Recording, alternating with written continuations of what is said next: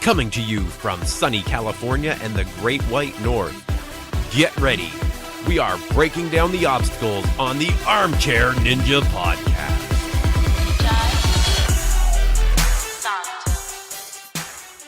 Hello, everyone, and welcome back to the Armchair Ninja Podcast. It is Saturday, December 23rd, 2017.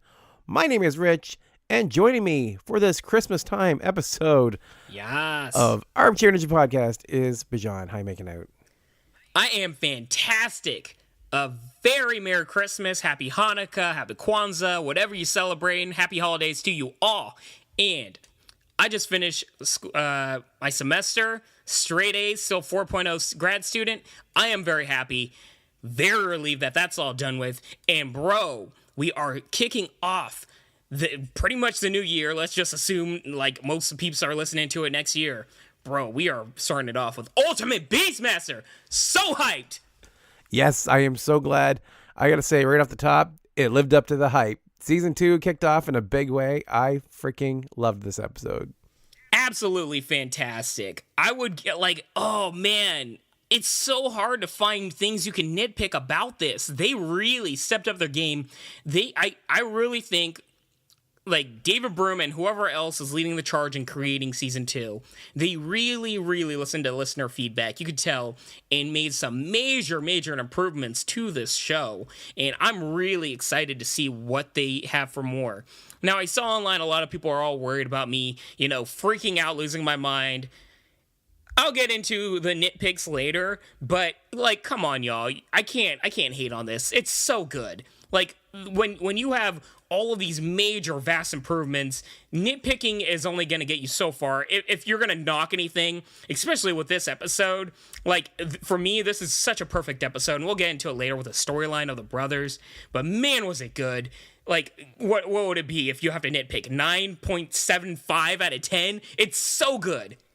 So we're going to break it down. We're going to break down the changes that happened over the course, and the judges and everything else that's changed about the show from what we've seen so far.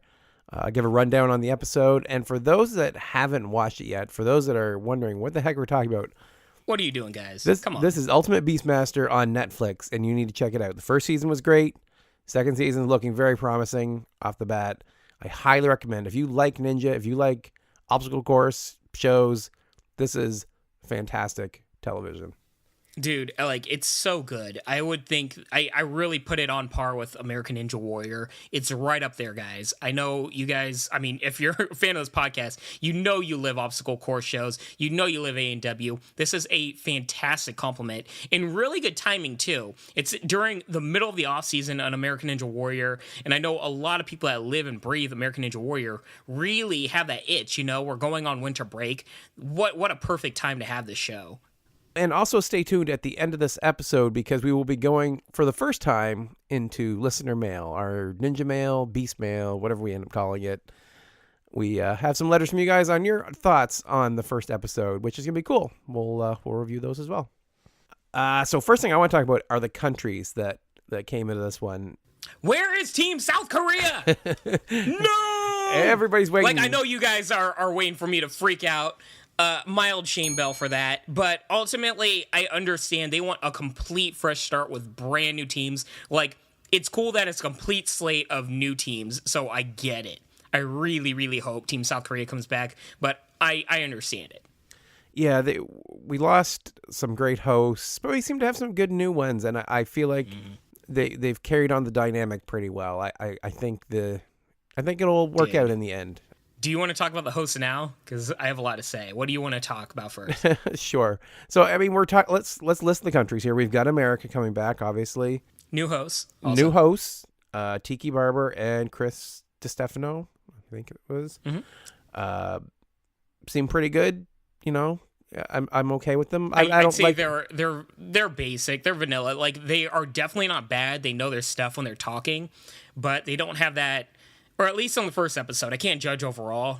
We saw last season, it took a few host countries, a few episodes to get really the hang of it. Yeah. I think in the first episode, they're just there. But I'm waiting to see them have a really fun out there dynamic. Yeah, they're not great, but they're not bad. They're kind of in the middle. We'll see where they go. Yeah. Then we have Spain, Italy, France, India, and China. So, first of all, great countries. I really like the representation. All of the countries have a storied history of parkour, rock climbing, like a lot of athletics, right? I'm waiting to see what India's got because, that country that was a is rough start. Yeah, but like, come on, y'all. Like, India's got the second most big. Like, we have the two biggest populations in the world here. So I'm really waiting to see the big diamonds in the roughs. I have to imagine they got a lot of people vying for spots on this show. So I do think, even though they had a rough start this episode, I would definitely not count either of those countries out. I have to say, the hosts of Team France and Italy made this episode. They were so fun.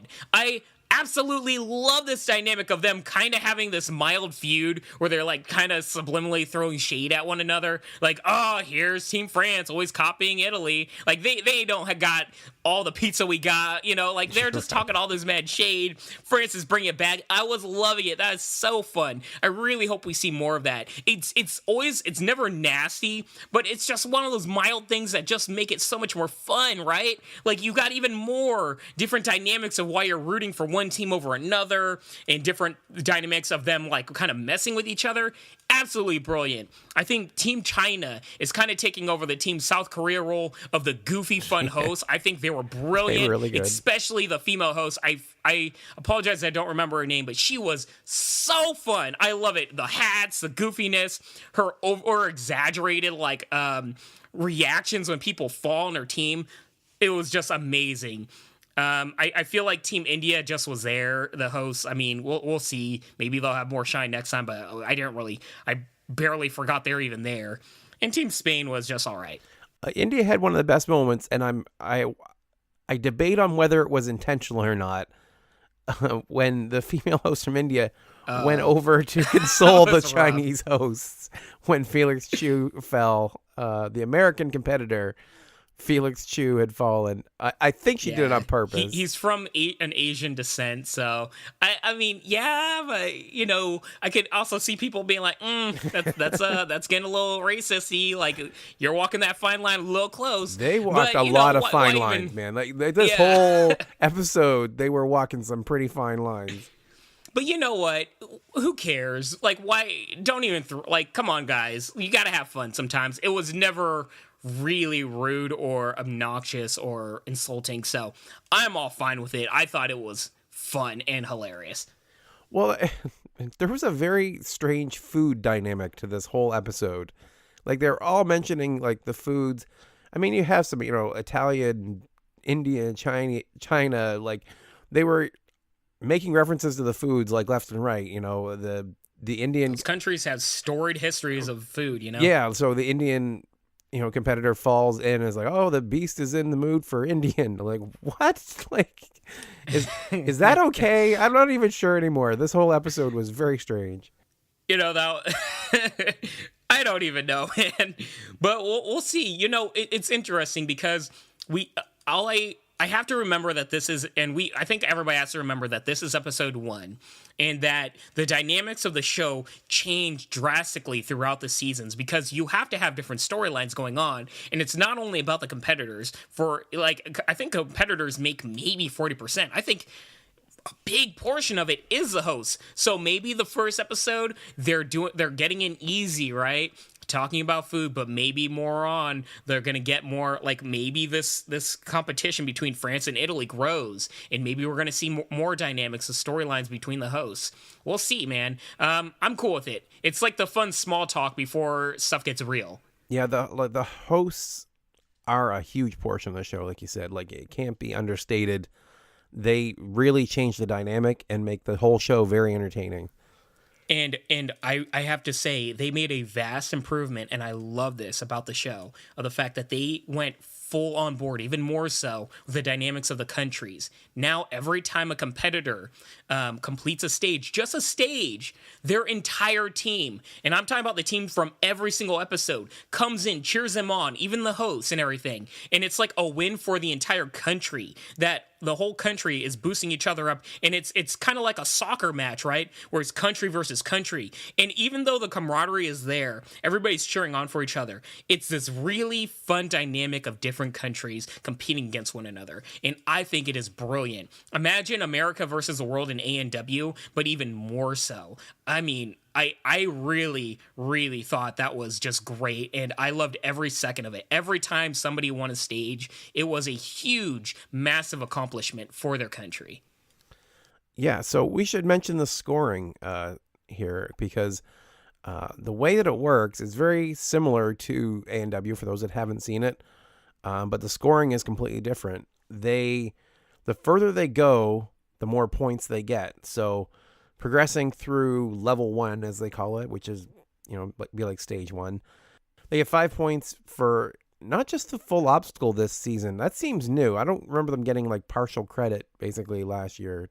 Is that new? No, last year it was completing a full obstacle. Yeah, this time around, some of the obstacles have like points within the obstacle. So completing each piece gives you 5 points.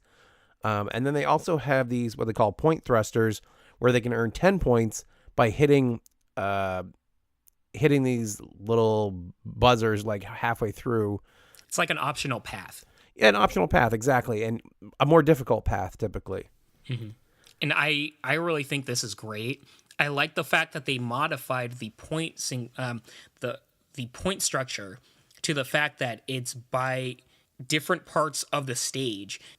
So it's like if somebody begins an obstacle and they just get to the first part and fall, it doesn't mean the same as somebody that struggles to the very end of an obstacle and they get the same amount of points. The person that got even further into the obstacle might have 5 more points. And I really, really like that dynamic because these obstacles are varied in difficulty. It's not like every transitional gap is the same, maybe you start with a 5-foot gap and then you go to a 7-foot gap, or maybe it transitions higher or lower. In stage 2, there's spinning obstacles where it's the middle part spinning faster. There's different parts to even in the middle of obstacles. So I really like that, where it separates everything to, I guess every even portion of an obstacle is an obstacle in itself. Yep. And there are 12 competitors running in an episode. That's 2 per country. And the winner of the episode gets $10,000 and becomes Beastmaster. And they move to the finals to compete for the Ultimate Beastmaster, and it's a $50,000 prize in the finals. So, yeah. And we're going to get into it later, but I think for me, the biggest criticism I had from season 1 was the fact that stage 4 and the whole way the point structure was based was get to the fourth stage, and the points no longer mean anything, and it's basically who has the better rock climbing credentials. They massively, addressed that, and the improvements to that whole dynamic of winning is just so much better, and I'll get into it later, but I have to say my biggest criticism was answered and then some, and I'm so happy for it. Yeah, I almost want to jump ahead, but we'll get to level 4 when we get there. Yeah.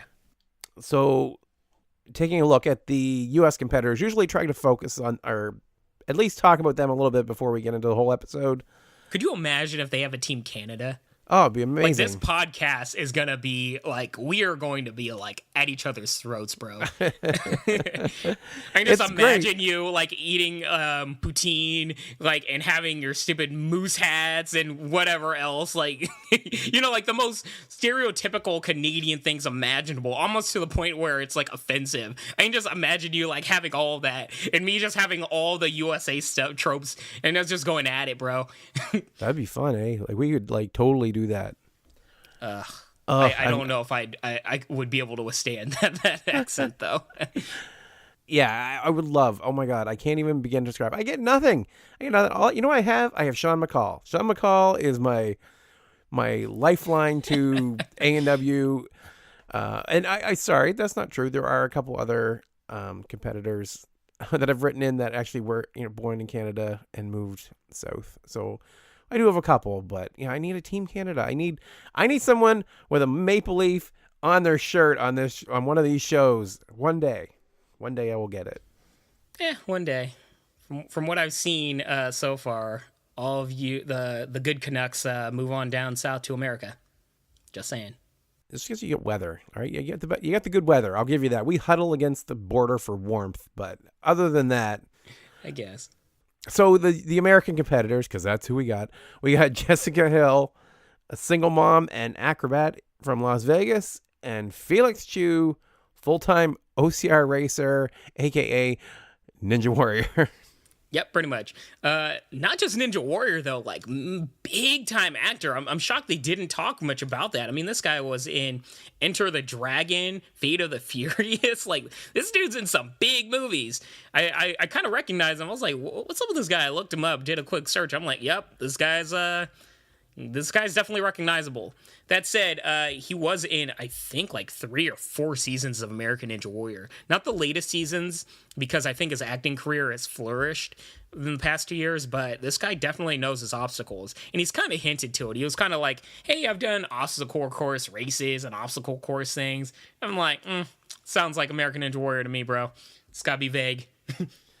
Yeah. It's kind of sad that these shows are in competition with each other, so they don't tend to promote each other at all. I mean, I understand it. It makes sense. AEW I is know going to be why. like, hey, I'm from Ultimate Beastmaster. It's like, that's Exactly. not going to happen. But Felix was also, way back when we used to do videos of the week, he was our video of the week in episode 26. So Yep. I'm linking that. It was a very funny video. I've linked in the show notes if you want to check it out and see what he's all about. Shout out to Felix. So let's take a look at level 1. They've changed around the course quite a bit. There are a lot of familiar obstacles, but things have changed. They tend to use some very dramatic obstacle names. So level 1 starts off, they enter the mouth of the beast, which is Bite Force. It's an angled platform they have to run up, and then it comes to the grinder, which is basically a leaping obstacle. They've got to get from one gear to the next. And then faceplant, it's like a tilting wall prop. They've got to push themselves in between 2 walls and then leap over to a chain. Which was a massive, like, the equivalent of a ninja killer last season. Yeah, it could be at times. It looks like they put something on the chain to stop them from absolutely destroying their hands, which is good. I am very happy about that. Energy coils, which would be like, if you imagine barbells hanging down from the ceiling, they have to jump onto those. To deadbolts, which are actually nuts, not bolts, but they have to grab the sides of them and swing over. It's like, what would you compare that to? It'd be like the tire thing, the floating tires or whatever. Those things. Kind of like that. Yeah. Whatever. To the mag wall, which is basically just a rock climbing wall with some holds that fall off after a few seconds. Yeah, they said each point falls after 2 seconds, which if you think about it is pretty awesome because you can't just hang there. But I don't know if we're going to...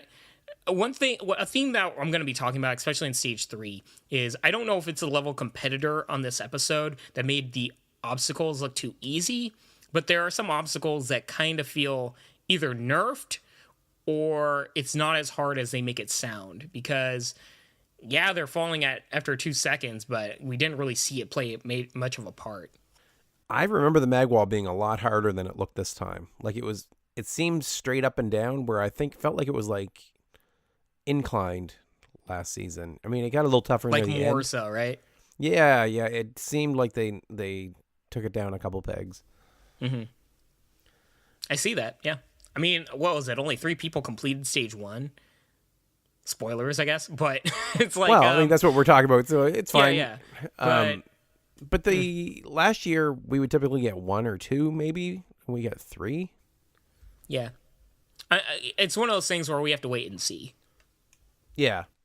Well, I feel like we had 2 competitors here that were so freaking amazing that they made everything look easy. Like, I feel bad for all the other competitors this episode. I'm sure they're all good, but it's just... It'd be like the equivalent of, like, only 2 people can make it, and you're competing against like, Jeff Britton and, Isaac Caldiero, and it's like, well, I guess there's always next year. Yeah. Yeah, so the course itself, I guess. Did you like the changes?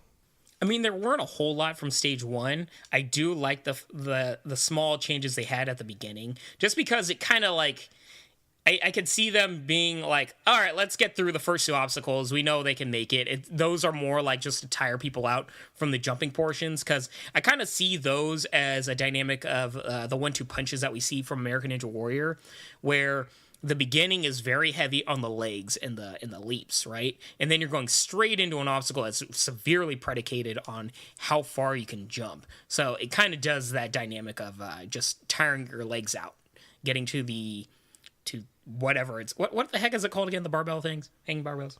Energy coils. Yeah, it tires you out getting to the energy coils. Yeah, I'm fine with it because the main portion of stage one is the energy coils, and from there on, and I do like the fact that the point thruster for the energy coils is now to the point where it's like, hey, you go for the energy coil, or hey, you go for the point thruster. It's not like you're completely screwed trying to get back and continue. I mean, I don't remember last season, but I think maybe one person the entire season actually hit the energy or the point thruster and was able to go back and continue through the energy coils. Yeah, it was bad. It was like, it scared away a lot of people after a while. Rightfully so, because it was just too hard to get back. It was almost worth it with the old scoring system, but I feel like with this one, it wasn't worth making that jump. Exactly, yeah. I liked it as well. I thought it was pretty good. I didn't care for Bite Force, I guess, the opening thing where they had to run up. I just doesn't even look like an obstacle at all. It's like visually the most boring thing I've ever seen. That is a good point. As far as the difficulty goes, I don't know if it's all that difficult either. No, that's a good point because it didn't look that difficult. And I definitely think they could have had something much more visually dynamic there at the beginning. Yeah, if it was a ladder, it would have been more exciting to watch. I guess a little harsh, cool. A little harsh, but maybe I'm telling you, it is really terrible. It's not even colorful. I mean, you can't even. It's black. It doesn't even look. I didn't even know it was an obstacle at first. Yeah, you know what would be good is if it was kind of like on a conveyor belt. Like keep that obstacle angled ascension, but just have it moving a little bit. Do something with it. Yeah. That said, I mean, what runs really stood out to you in this? In a bad way, the Vikas Yadav, the Indian boxer guy who ended up going out in the faceplant, he was just not looking strong even up to that point. Like, I was like, okay, well, it was a boxer. I mean, it was an odd choice to have a boxer come on there. What skills is this dude's going to have for this? yeah, and I feel like India kind of got that with the other guy too, who I think he was like a power lifter or something.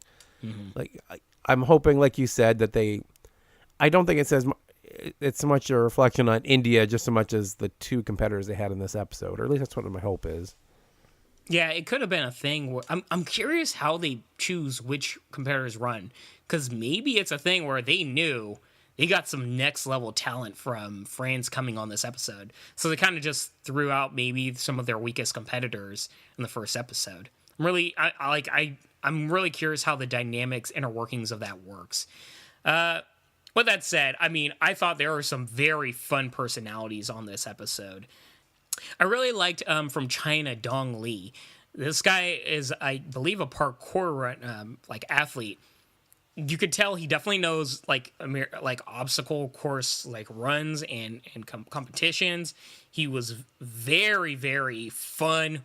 Played to the camera, and the awesome Chinese hosts were just playing with him. Had some like great interactions with him, cheering him on, doing all this fun stuff. I really liked that guy. I also really liked Luca Bazooka of all names. I don't even know if that's his real last name, but that's what Rinaldi. they're calling him. It's Luca Rinaldi. Yeah, we're going to call him Luca Bazooka. And this dude was fun. He was very, very strong. I think this show, even more so this season's, like leaning more heavily towards some the talents of rock climbing. And I believe this guy comes from a rock climbing background, and he was very talented. But more so even than that was during his run, the friendly competition back and forth between France and Italy. They were just throwing mad shade, like Like, Italy's like, yo, look at this dude. This is our competitor. He's going to complete the whole thing. France is like, we'll see about that, bruh. And, like, they're just going back and forth, just talking all mad-ish. And I loved every second of it. I like that even when France was giving him compliments saying, hey, this guy's pretty strong. They're like, they're trying to jinx us. They're like, don't let them get in your head, basically. They're like, don't trust the French. It's like... It was good. It was really good.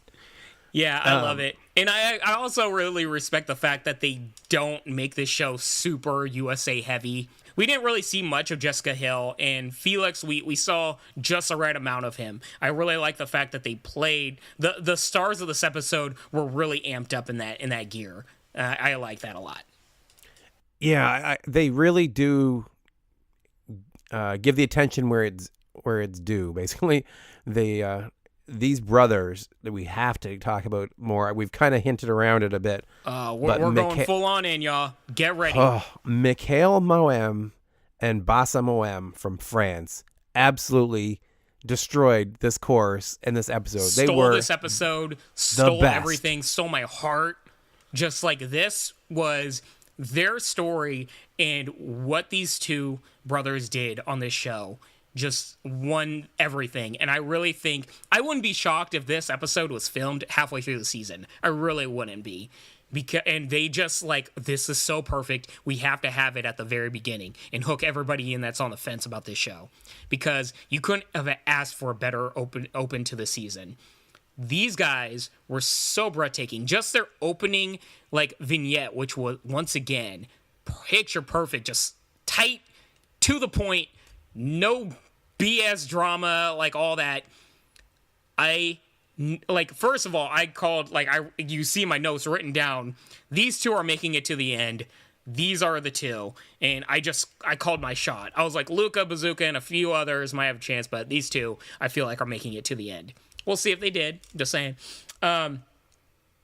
They were so dynamic, so powerful. It was almost like seeing Jeff Britton on the season where he just stole and just plowed through everything. It's one of those things where you see an athlete just head and shoulders above everybody else. And we didn't just see one. We saw two of them, and they're brothers. So you even have that friendly competition dynamic between them. I loved it. Go in, share your thoughts, bro. I'm sure you have a lot to say. Yeah, I mean, for those that haven't watched it, from an A&W perspective, you know, there's times when they run the qualifying course and everyone's struggling on it, and you kind of see that gradual progression as people are getting further and further. And then they'll bring in one of the all-stars, right? One of the ninja elites. You know, Joe Morosky takes the course, and suddenly the whole course, like, has it been that easy the whole time? Like, how did he just do that?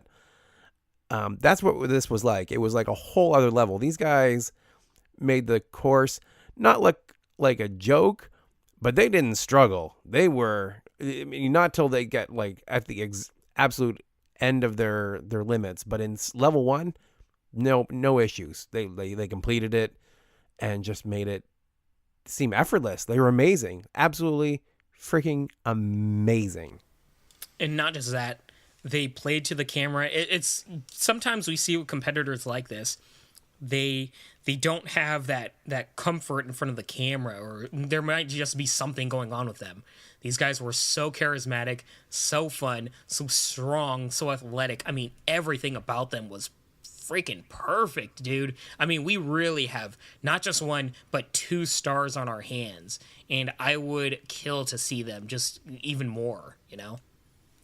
Yeah, I'm very excited to see what else they can do.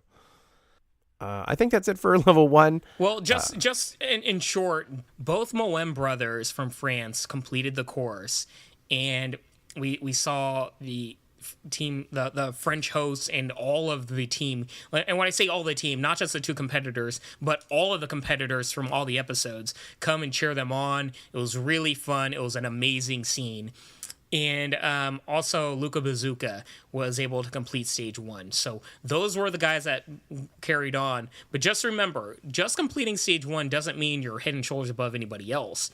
It's about the points you accumulate. And now it goes throughout the entire episode, even to stage 4, which I really, really like. So every single part of the show matters. And this is one thing this show has above all other shows. And the fact that stage 1 isn't something you just look over. It plays a major, major part in the entire episode.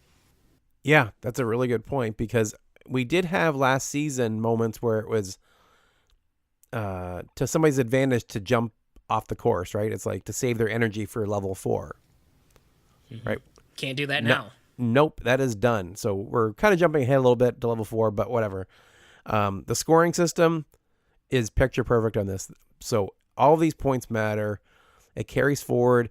It kind of boosts you up into the next levels. So if you didn't do as well in level 1, even though you're moving on to level 2, you have to make up that ground now. You have to do better than the people that did well on level 1. So it's great. Mm-hmm. And for those that don't know, there's cutoffs, right? They start with 12 competitors. At the end of stage 1, going on to stage 2, the top 8 move on. And then they shrink down from there each stage. Yeah. So in level 2, we have the final ascent, which is basically moving platforms that you have to climb your way up. And then the vertical descent, they have to come down through a series of bungee cords.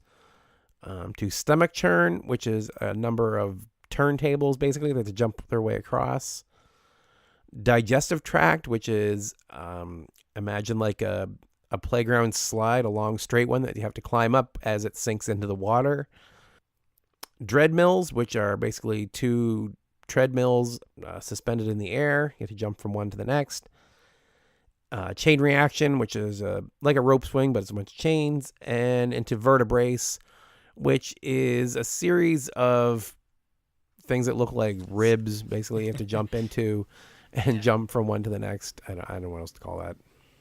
First of all, major props to you, Rich. Rich does not have notes on how to describe these things, and he just did it without any breaks or anything, full on describing that. Good on you, bro. I would have never been able to do that. So you get 5 points. With that said, it was really interesting because I believe this is the only stage we've seen that has no change whatsoever from season 1. And, I don't know how we feel about that. You can always make the argument that stage 2 was so, just picture perfect and difficult from last season, but you really can say that about American Ninja Warrior and everything else. And one of the fun things about these types of shows is that you do want variations and changes season to season. So I don't know that, I don't like the fact that it was the exact same thing. But what can you do? I don't know. That's a good point. I didn't really see it as it is the same. There's no question it is the same. They just tweaked it a little bit. They definitely sped up one of those stomach churns a lot. Dude, yeah. Okay. The second one, that thing is moving. You have to get off that thing. I'm curious though. I don't know, and you're gonna hear a theme, guys, but I don't know if it's a level of athlete that was just better at this episode. But the very first obstacle, the one where you jump platform to platform ascending, was that made easier? Because I saw competitors have a much easier time this time doing it. I don't know.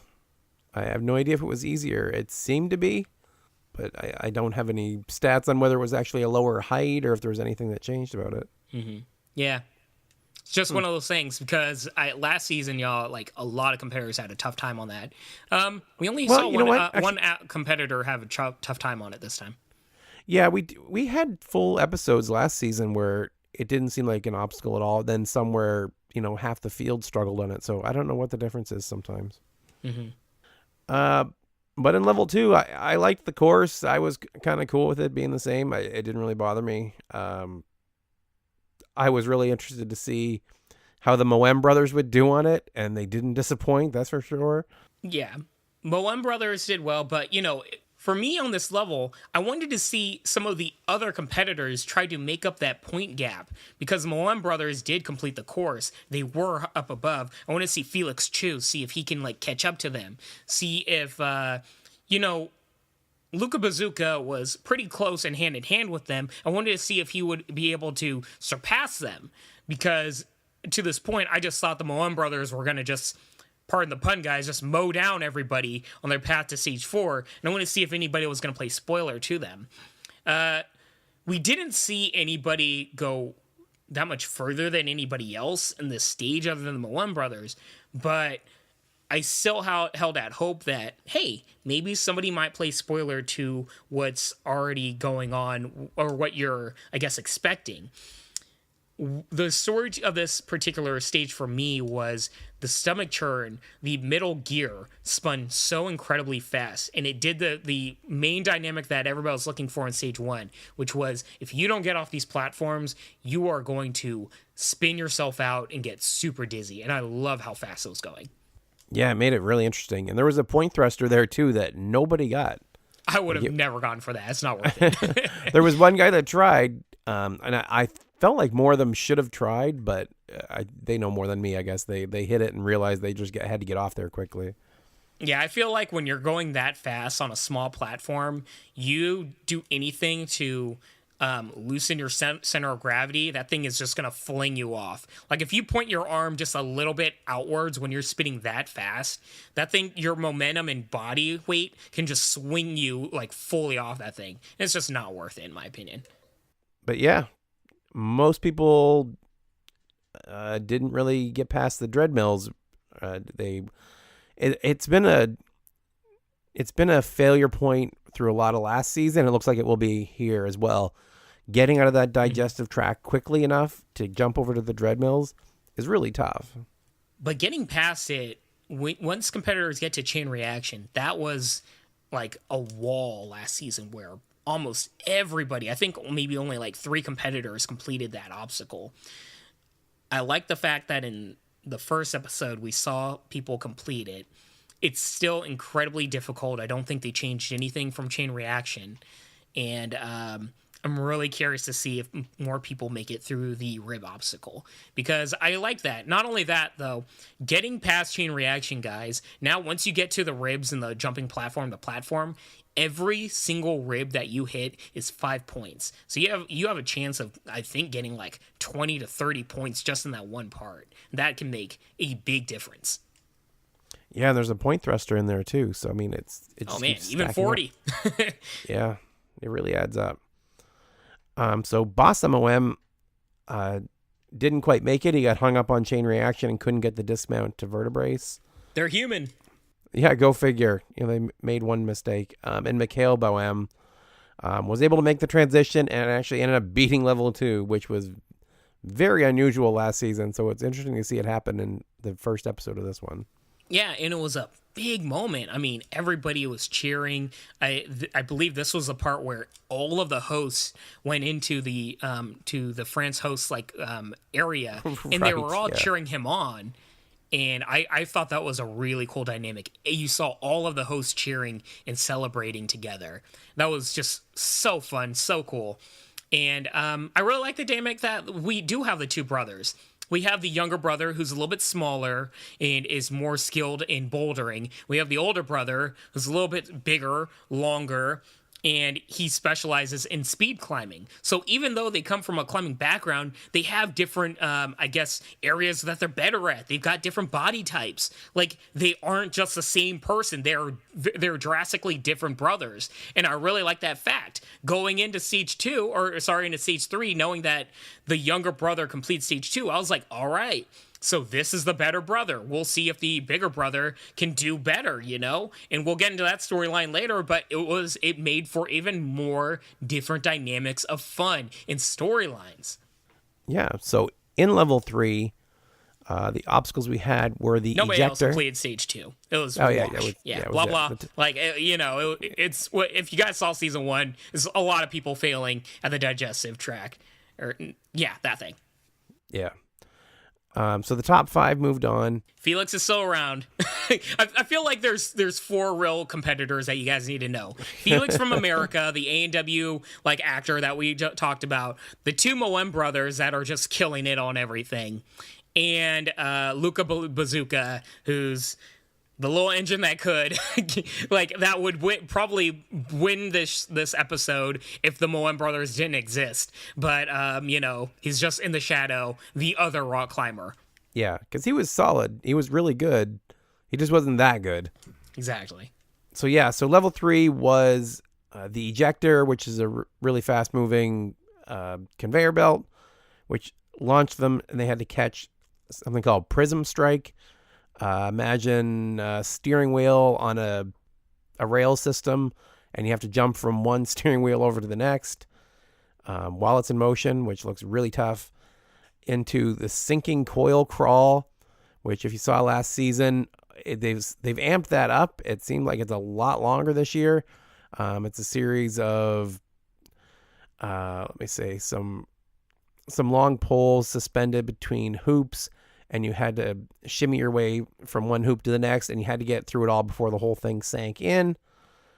To Hangman. And you got like 3 of them. It's not like you just climb to one and then you're done. You gotta go one to one. Keep going. The whole thing is sinking. And then Hangman, which was brutal, is what it was. Yeah, some handles hanging down from the ceiling, and you had to go from one handle to the next, kind of free floating on long ropes. So that made it really kind of tough to transition between them.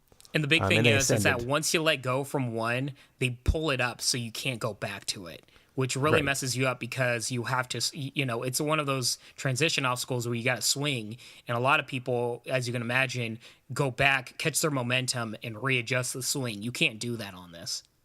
Yep. Into Pipeline, which is 2 handles that slide up to posts. You kind of have to wedge the 2 handles in there. It's really tough to describe, but it didn't really come into play much anyway. I think we will later on, if anybody gets to it. Yeah, and then there's a climbing wall leading up to a platform at the top. Yeah, so first of all, this stage is absolutely brutal.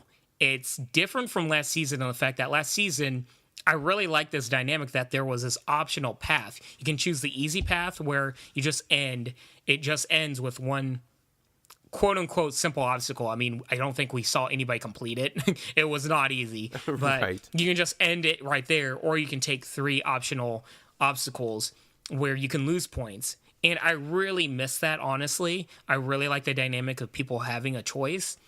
But what we got instead was a much more difficult stage, or level, I should say. And I can go back and forth with the pluses and minuses of either way, because I do like the fact that we have a very, very tough level right here that is very fast-paced. You never get a chance, or you never see on this entire stage a person have a chance to stop and rest. There you just have to continually go at a very breakneck speed and before they gas out. So I do like that dynamic of the course. One thing, I want to hear your thoughts, Rich. How do you feel of the fact that the steering wheel component where you're swinging and doing this long swing, it stops a little ahead, and you have to do this jumping gap to the next steering wheel, right? The problem is, if you don't do it in the first try, you're pretty much DOA, dead on arrival. Like, there's no real way you can just swing and try it again. You're pretty much done. How do you feel about that? I'm okay with it. It's not normally one of my favorite things. We've seen similar obstacles in A&W where, roulette row, I think it was, that you had to get it right the first time or you were done. I don't know. It's not my favorite kind of obstacle, but I think it's fair. It's just it can be problematic. It's nice to be able to see them and try to recover. I don't like it, to be honest with you. I like them to have a chance to recover. I like it being difficult, but it'd be nice if it was possible. Mm-hmm. Yeah, exactly. I like the chance of recovery. And maybe it's the thing where maybe it is possible to do it. I don't know how. Maybe it is possible and we just haven't seen it yet. But I think the gap is way too big where they stop you before it even ends a track. So it's kind of hard, and it is free swinging. So like you kick back and the railing is gonna swing backwards, right? So it's tough. I mean, you get the pluses and minuses. I don't know. It's one of those things where I want to hear from everybody at home. Hit me up, hit Rich up. I want to hear the feedback of if you like that dynamic or not, because it can go either way. That said, this course or level in general, very, very tough. I really like the difficulty. I feel like when you're going to stage 3, where you're choosing who makes it to the end, these are the things that matter. And I just think it's brilliant of how difficult it is. Yeah, it is. It is brutally difficult. We saw some people get hung up on that portion, that transition, right pretty early in the course, right? That, Prism Strike is right there at the beginning. So it really separated the field. As you can imagine, by the way we've been going on, Mikhail and Basa both did extremely well. But we saw human from them again. I mean, this was cool of the fact that we got a different brother going further than the other. Yeah, because Mikhail, the smaller brother, got really far. He fell after doing a bunch of the hangman, so he made it pretty far in there. And each of those handles, and there was a lot of them, were worth 5 points each. And he was doing, as they should. What was it? They call it a figure 4 leg lock off or it's something? the exact same thing you guys saw from Joe Moravsky at the end of last season of American Ninja Warrior, where he locks off and hangs with like one leg hooping around his arm. And we saw it almost the entire way from both brothers. And I don't know, I like it. And just as a side note, because we see a lot of American Ninja Warriors like talk mad crap about the show, like, oh, I can do that, ha ha ha. You know what, right. ANW competitors, let's see you guys do level 3, because I'm not saying you can't, but I want to see more ANW competitors do that, because I feel like it's one of those things where, kind of like American Ninja Warrior, a lot of people at home saying they can do it, but like, I'll believe it when I actually see you try it. We even had that a bit on Instagram, which was pretty funny. And I don't think me reading it off is going to do it much justice. But basically, Jeff Britton posted, because he was one of the testers, and they didn't have a lot of testers for Ultimate Beastmaster Season 2. And he posted a video of him doing one of the, doing level 1, I believe it was. Mm-hmm. And Joe Moravsky replied on his Instagram saying, like, oh, did they made the course easier this season? And Jeff's reply was, well, you would have still fallen on level 3, which I think was fantastic. I love that. Fun shade being thrown. Hey, maybe it's a way for Joe Moravsky being like, wink, wink, nudge, nudge, get me on the show. Let's see. Yeah. I would love to see that. Could you imagine, dude? Could you imagine? Well, I need to see that in some weird way. Like, I want to see that so bad. I need someone that I can really use as a point of comparison, because Felix is fine. We've had other ninjas on there, but I need to see someone that I really know what they're capable of on that course to have a sense of how tough it is. You know who I think would do very, very well on this show is Tyler Yamauchi. I think he would do very well on this show. Yeah, I would love to see that. Daniel Gill. I think Daniel would do really well too. Ooh, yeah. And then we got like the Phoenix and everything. Man, there's a few. Yeah. Get Najee. What a story he can give to the show, right? It's like.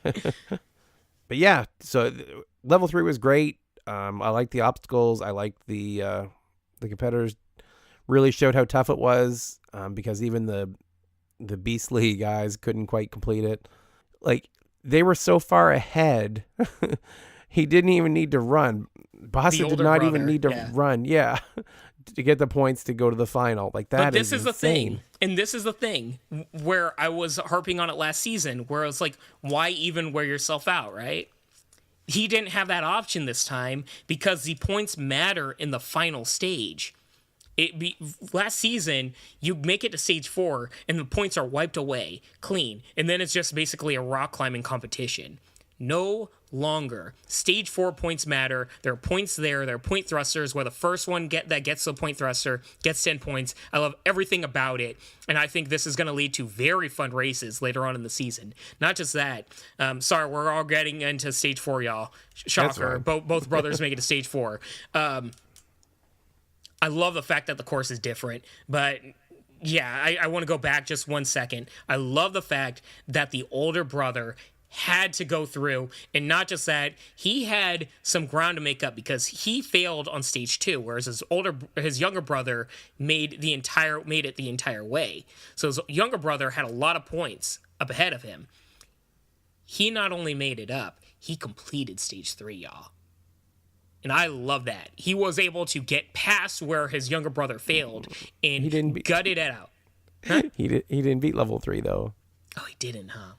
No, he went out on the pipeline. Oh, but yeah, he did really well. He did beat the Hangman though, which was a huge accomplishment. But it was so hard. Yeah, he got a lot of points on the Hangman because he got all the way through all those rungs and made up all those points. And I just love everything about it. A guy that specializes in rock climbing couldn't even get through this, where this whole stage is predicated pretty much on grip strength. Just think about that, y'all. So the brothers squared off in the final we had with level 4, and this is where I'm going to have a real tough time trying to describe this thing. Have fun. Level 4 has changed for the better. Like, it is fantastic. Level 4 starts with something they call the ricochet, which is basically like an I-beam cross, but you're going vertical. You have to transition from one side to another, climb up. Gotta jump, yeah. Yeah, and then it goes into full tilt, which doesn't seem too bad. It kind of worked away across some holds that kind of fall down like a foot each time they go over them. That can, I think these first two parts of it are just to build up. You're using a whole lot of your core and, more importantly, your grip strength and forearms. So you're kind of pulling yourself up at first, working up, and then you're on an obstacle where you're hanging from your forearms and working them. That plays a part into the next part of the stage where they can already be pumped. Right. It looks exhausting, for sure, this whole thing. Because then they go into something they call a motherboard, which is basically a giant peg wall. And I mean a giant peg wall. Yeah. And, like, guys, if you've never done pegs before, it is so freaking hard. Like, people that can do it make it look easy, but it is so hard. And this peg wall is just gigantic. And just going on from the fact that you get no breaks leading into this particular part, I mean, that's rough. Yeah, so then from there they go into something called Sky Hook, which is basically... Bijan, I'll get you to describe it. I can't describe this thing. It's very similar to what Joe Morosky failed on in Stage 3 this past season on ANW, where there's hanging hooks, and you're holding these two, I guess, pegs, right? These handholds that have little tiny circles on them, and you got to connect them to each hook, moving forward in a forward motion. And yeah, it looks absolutely brutal hard. And where Joe Morosky had kind of a cannonball form, these are more like nunchuck holds. So you're holding a nunchuck variation of it with a little circle on top, kind of like an eye, and putting them into these hanging hooks. And from there you go into a 35-foot spider climb. Yeah, super simple, right? Just how insane is the stage, dude? Like, oh my god. Not to mention, like, they had to go through all these stages before this, but then they go into this? Like, yo, you gotta earn that $10,000. That is brutal. That is rough. And I love it. Yeah, it beats a rope. It definitely beats a rope. It sure does. Oh boy, that's a good point. I didn't even think about that. It certainly beats a rope. Not just that, I gotta say, I like also the fact that because there's point accumulating and everything like that, and it is kind of like a race, kind of like Team Ninja Warrior, you know, there's there's point thrusters going on in the stage also, where the first person that gets maybe to the top of each particular portion can hit a point thruster and get 10 extra points. That makes a huge difference if you're racing and coming from behind. And then at the very top of the stage, the first person that gets it gets 200 points, kind of makes it to like first person to complete the stage wins. But I'm cool with it because, man, you got to get through a whole lot to get to that point. And it's not as simple. It's not the same as just rock climbing from Season 1. And it's not like A&W where it's a rope climb. This is so much more dynamic. And I don't think we're going to have a lot of finishers, I got to say. Same, yeah. I think these two brothers were very, very strong in all pedigrees of the sport. And they even struggled to get there in time.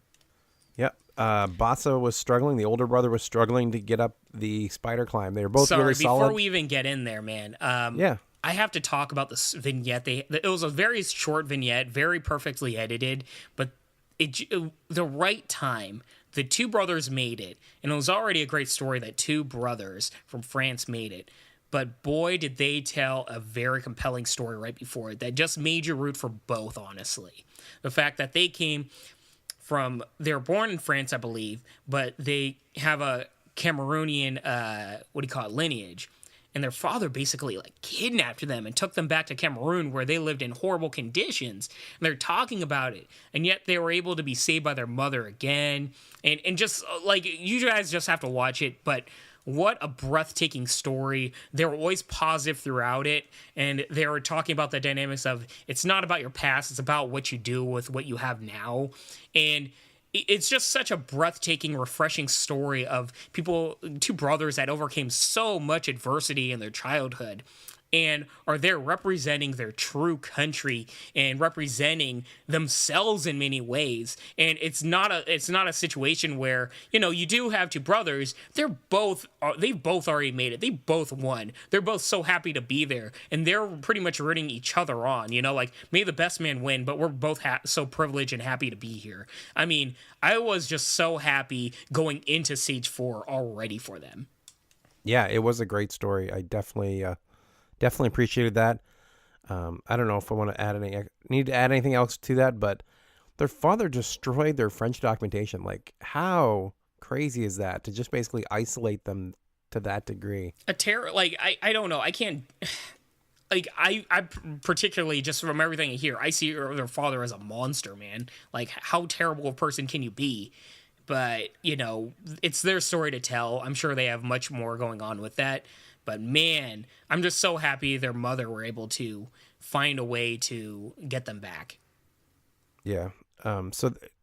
It was a great story of the brothers, and it was like, can one of them make it? And then once Mikhail had made it up, it was like, can Bassa do it too? And Mikhail waited. He had his hand over the buzzer, and he just waited for his brother to make it to the top before hitting it. And cheered him on. It was a situation where Mikhail had already won everything. And going in, they only had 10 points difference, so it was kind of like a draw. It was the first man to the top buzzer. And the younger brother made it, but it wasn't a thing where he's hitting the buzzer and gets all the glory. He waited for his brother, and it's one of those things where you're only going to see it from brothers, and just an amazing story, right? He cheers his brother on. He wants his brother to make it. He wants it to the point where they both do everything together, and, his brother should join him in this. And his older brother makes it up, and I'll get into it later, but I really disliked the American hosts in this particular portion. But I gotta say, the older brother makes it up, and they just hug. They embrace. The younger brother hits the buzzer, and it is such a heartwarming, breathtaking tale. The entire storyline was complete. This whole episode had a beginning, middle, end, all surrounded by these two brothers. The hosts and everything in between was a backdrop to these two brothers' just journeys. And I just thought it was just so profound and very unique. Very rarely on these types of shows, or in the sport in general, are you going to see something like this. Even if you're just casual or don't even like Ultimate Beastmaster, go out of your way to see this first episode. It is so amazing just because of these two brothers. And I just loved every single second of it. Yeah, me too. And I'm hoping you can keep this pace. Like you said, I don't know if they plucked this from the middle or what to make such a perfect story to kick the season off. But yeah, I hope they can maintain it because it was great. All around fantastic episode. If you haven't seen, ding, love it. Props to you all. American hosts, shame on you for being so annoying with the younger brother at the top, having his hand over the buzzer, being like, oh, why is he doing it? He's going to make his let his older brother, just create this fake drama. We don't need it. Let us soak in the beautiful moment. We all know what's going on. The younger brother's cheering him on. Really annoying. But that's nitpicking stuff. Just really bothered me a lot. Love this episode. And I can't wait to see what else we got. I don't think we're going to get more episodes like this, Rich, like with a story like this where it's around the competitors, but I think we're going to get different dynamics, maybe some episodes this season where we have more storylines based on the hosts, more storylines based on different countries against each other, more storylines of maybe two members of the same team going to the finals again. Very different. Like, there's a bunch of avenues we can have from this, and I like that. Yep. So from here, let's actually move over to some listener mail. So this one's from Daniel Mount. He says, in season 1 of Ultimate Beastmaster, there was room for recovery and trying again on Spinal Ascent in stage 2. Mm-hmm. Maybe the producers didn't like how many minutes some competitors spend trying to do this over and over, but it looks like in season 2, there's no going back on this obstacle. Once you fall off a platform, it looks like it's over. Love it. I love it. And for the same reasons you just said, Daniel, I like the fact that it's always an ascension. It's always moving forward. Not many obstacles have a chance, especially in Ultimate Beastmaster, do you get a chance to go back. If you really look at how the entire course, like all the levels, are positioned in season 2, it's always a forward momentum. Like even in stage 3, they take away the hooks, right? And if they don't take away a hook, you're kind of moving backwards. Or sorry, like even if they take away the hooks or something, and it's a different obstacle, you're being dropped, right? There's always a time limit. There's always moving forward, and it keeps the momentum quick paced. It never slows down the action. So I'm a big fan of that, actually. Yeah, and some of the lamest things we did see from season 1, which was great, but it had moments. Was people being slowly lowered from platform to platform when they missed it and trying to kind of grab things as it was going. Like, it was really awkward. Like, it was so weird that they were being kind of propped up so they could try to grab one of the lower platforms. Wasn't a big fan. I think this is a good change. Yeah, not just that. It adds more drama to the fact that if you are hanging like on the side of one of those platforms, now you have to get up that thing. You can't just drop off and readjust and try it again. You've got to get up it. So yeah. I'm all for it. Oh, and Daniel also says here, I'm pretty sure this is the best final stage of any obstacle course racing competition I've ever seen. Cosign. Totally. Yep. We have to agree. Like, is it even close, bro? Like, I talk about Sasuke and the fact that they have a spider climb to a rope climb. Like, this trounces that. Like, I don't even think there is a show that even comes close to the final stage. And if any of y'all even try to bring up American Ninja Warrior Stage 4, get out of here. I will shame bell you so quick. Yeah, I'm thinking there's some obscure show that we're missing here. So I'd be interested. If there is one out there, I'd love to see it because this one's pretty cool. So thank you, Daniel. The next mail we have is from Quentin Hill. Hey, Rich and Bijan. My name is Quentin Hill, longtime listener to the podcast, hopeful A&W competitor. I do not want to spoil Beastmaster for you all if you haven't watched it yet, but I will say that a lot of the new obstacles are A&W-like. They are. They stepped their game up this year with the difficulty of stage 1, 3, and 4 obstacles. Also, the new USA hosts are not my favorite. Overall, it does not disappoint. This season may win multiple awards next year. Yeah. Also, A&W is back in Philly. Hope to see both of you all there. Thank you for all the awesome podcasts. Can't wait for the next Drunken New Year podcast from you all also. Haha. Oh boy, are we doing that again this year, bro? I don't know. That's just like a week we away. Can. I hope y'all are ready. It's gonna be a hot mess, but fun. That said, let's see. First of all, you're gonna see Rich in Philly, if anybody. I'm not. That's a little far from me. A little bit. But I completely agree. We see a lot of similarities between Ultimate Beastmaster and A&W in terms of some course designs, but I think that you can't. That's to be expected. You can only have so many variations of obstacles on shows, right? In a way, everything is a modification of rock climbing, parkour, gymnastics, and a few other different sports. Just different ways of doing it. And yeah, I think the ways they do this, it's different but still fun. They have a different way of doing it where it is themed based on like kind of a video game theme, where American Ninja Warrior is based more on, I don't even know, like a jungle gym or something, bro. But right. Like, I have to say American Ninja Warrior is a little different, like a little bit more unique with their obstacles. I think that's fair to say, Rich. But I think Ultimate Beastmaster still has a very high threshold of difficulty. Yeah, I disagree with him saying that they stepped it up the difficulty of stage 1. I think stage or level 1 was actually easier, if anything. Yeah, I think the first 2 stages are pretty much a wash in terms of like same of difficulty of season 1, but I think the last 2 stages really had a major improvement. Yeah. Thank you, Quentin, for writing in. That was very nice letter. I appreciate it. Thank you, Daniel. Thank you, Quinn. And we have one more here. We have DJ Tight Pants wrote in. DJ! He wrote, Beastmaster thoughts. I'm going to be really mad when we don't see anyone do better than the Mowen brothers. The U.S. hosts are way better. I don't know what that. We'll see. Where's the Koreans? Kind of co-sign that one. For real though, like they don't even need South Korea's team. Just have the hosts for real. Like we don't need the U.S. like commentators. Just have the South Korean commentators. Like I would not mind this whole show being subtitled. I'm sure a lot of others would, but you know what? I could be selfish. On Twitter, I think it was Will that wrote and said that South Korea does do commentary, but it's just commentary and it's not like we don't get it here, basically. So South Korean Netflix watchers get them, but not everybody else. Hey, I know Netflix has those options of changing the language settings. I'm about beyond that, if that's true. Yeah, I think I actually saw that I have the French option. I could watch the France version of it. Oh, he says, love the new scoring system with 5 points per obstacle portion. Me too.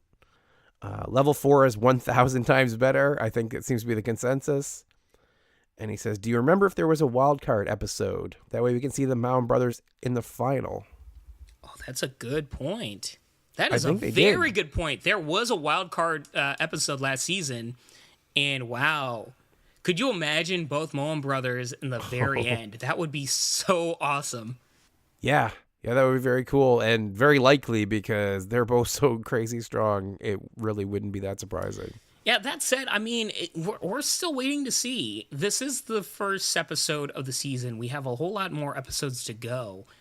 There is potential to see some rock stars from a different country kill it on the course.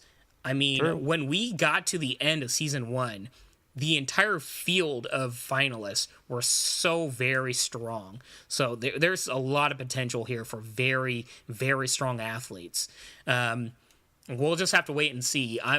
What's going to say a lot is next week when we cover episodes 2 and 3, Rich. I think that's when we're going to have a much better feeling for the level of competitor that we're going to have this season and also the dynamics of the hosts. It's one thing to have the first episode be so amazing, but we have to see if it continues at this high pace. It'd be almost unfair to compare everything to this high level of quality, like of episode 1, because I think it is unique in just being so damn good. But, you know, I want to see if it maintains still being very good and very entertaining. Yeah, we're going to find out. So that is it for this week. If you'd like to write to us and give us your thoughts on episodes 2 and 3, you can reach me as rich@ninjapodcast.com. I am at Ninja Podcast on both Twitter and Instagram. And Bijan, how can they reach you? Yeah, hit me up at Twitter and Instagram at Bijan151. That is Bijan 151. All right, thank you all for listening, and I hope you have a beastastic week. Happy holidays, y'all!